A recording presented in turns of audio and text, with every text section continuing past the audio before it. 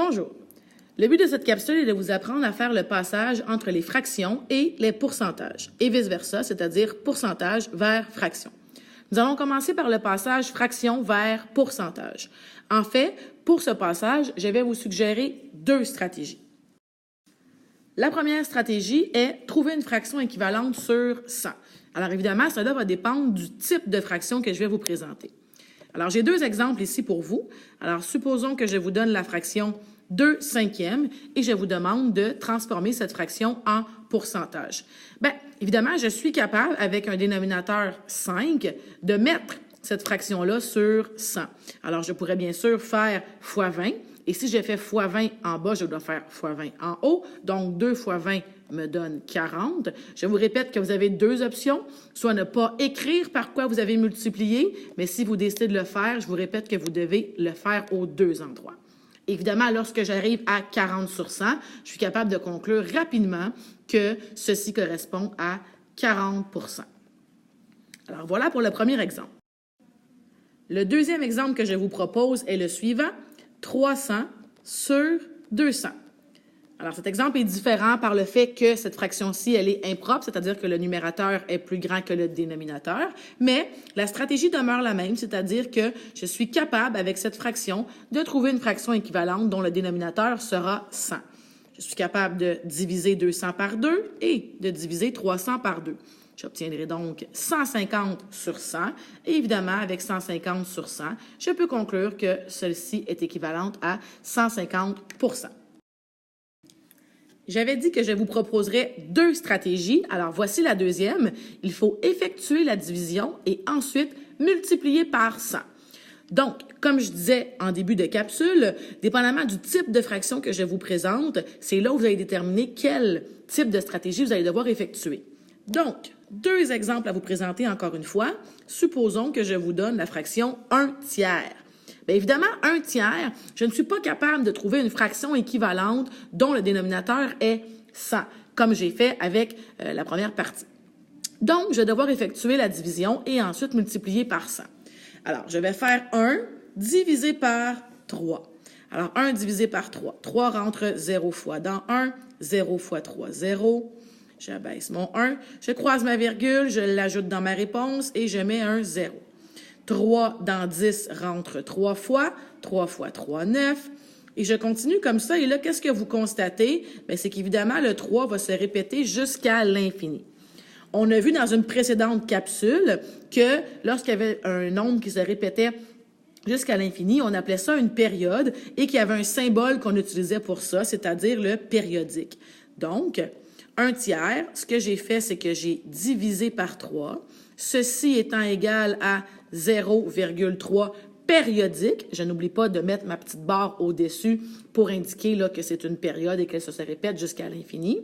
Et par la suite, on vient de dire qu'il fallait multiplier par 100 pour pouvoir déterminer de quel pourcentage il s'agit. Donc, 0,3333 jusqu'à l'infini.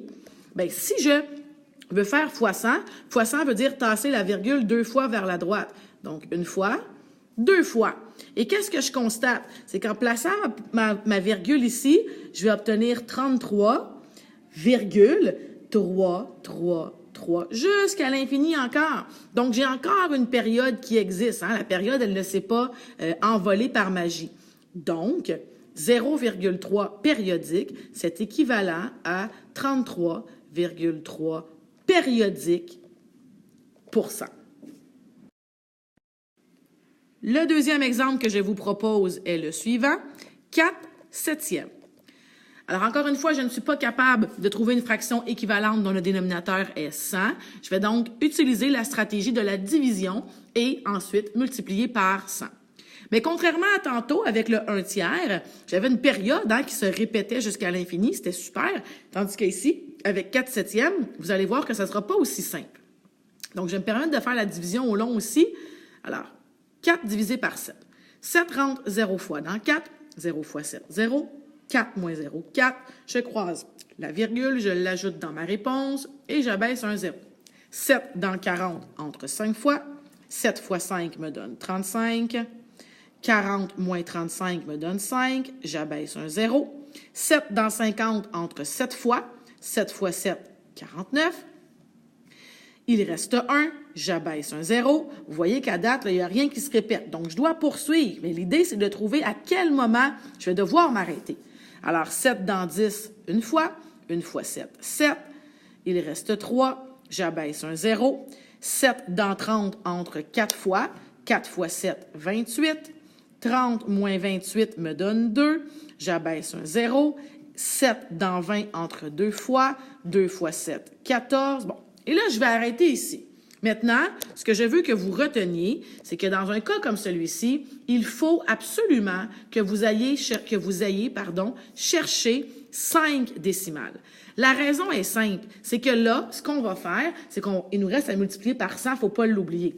Alors, quand je vais avoir multiplié par 100, je vais obtenir 57,142.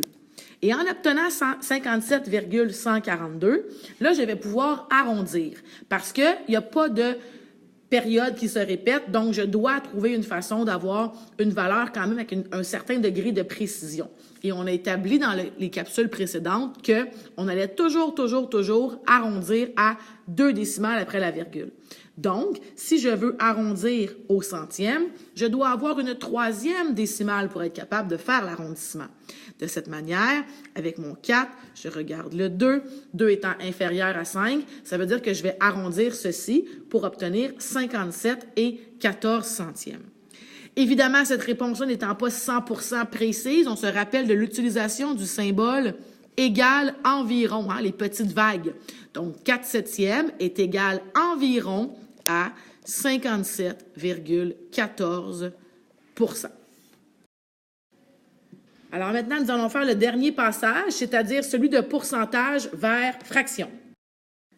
Alors, la stratégie que nous allons utiliser ici, c'est que nous allons simplement mettre le pourcentage sur 100. Donc, comme d'habitude, 2 exemples à vous proposer. Le premier, 20%. Alors, si je vous demande de mettre ça en fraction, c'est assez simple. 20%, on le met sur 100, c'est-à-dire 20 sur 100. Et 20 sur 100, on n'oublie pas que c'est une fraction qui n'est pas irréductible. Il faut la réduire en divisant par 20 en haut et en bas, et on obtient 1/5. Deuxième exemple, un peu plus complexe. Donc, supposons que je vous donne 47,2%, et je vous demande de transformer ceci en fraction. La stratégie est la même, il faut mettre sur 100, donc 47,2 sur 100. Mais là, évidemment, vous vous dites qu'il y a quelque chose qui ne fonctionne pas, parce qu'on se rappelle que dans une fraction, nous n'avons pas le droit de mettre de nombres décimaux. Ça veut donc dire que je dois me débarrasser de ma virgule. Alors, pour m'en débarrasser, je devrais la tasser vers la droite une fois. Ça veut donc dire que je vais faire x 10. Je vais obtenir 472. Mais, si je fais x 10 en haut, je dois faire x 10 en bas. J'obtiens donc 1000. Et là, je me retrouve avec 472 divisé par 1000. Alors, évidemment, cette fraction-là n'étant pas irréductible, je dois aussi la réduire. Et avec mes critères de divisibilité, je sais que je peux diviser par 8 en haut et en bas. Et de cette manière, je vais obtenir 59 sur 125. Alors voilà, tu connais maintenant tous les passages. Alors, bon travail!